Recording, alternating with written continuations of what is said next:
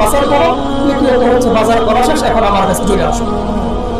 আমার কাছে যে আসবা, দুনিয়ার বাজারও দেখবেন, গরুর জন্য যদি আমাদেরকে পাঠায়, পাঠানোর পর বাজার করে যখন ফিরে আসে, মা বাবা কিন্তু দেখে বাজার কি ভালো করছি না খারাপ করছি, মাছ কি পচাটা আনছি না ভালোটা নিয়ে আসছি। যদি পচাটা নিয়ে আসি, গরুর জন্য শাসন করে কিনা?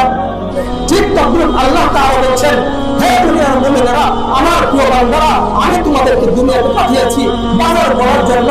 কি বাজার নিয়ে আসছো? আমি আল্লাহ তাআলা তোমাদেরকে দেখব, ভালো আমল নিয়ে আসছো না খারাপ আমল নিয়ে আসছো, উত্তম আমল নিয়ে আসছো না বেদাত সহকারে আমল নিয়ে আসছো। যদি বেদাত সহকারে আমল নিয়ে আসো, তাহলে তোমার জন্য আমি জান্নাত রাখি নাই। যদি ঈমান হারা হয়ে আমার কাছে আসো, তোমার জন্য আমি জান্নাত রাখি নাই। তুমি যদি বাজারের ব্যাগটা পরিপূর্ণ রাখো, সহিভাবে আমল করো, সহি শুদ্ধভাবে আলেমদের থেকে জেনে তারপর আমল করো, তুমি শুনে রাখো, আমি আল্লাহ তাআলা তোমার জন্য জান্নাত রেখেছি। সুবহানাল্লাহ।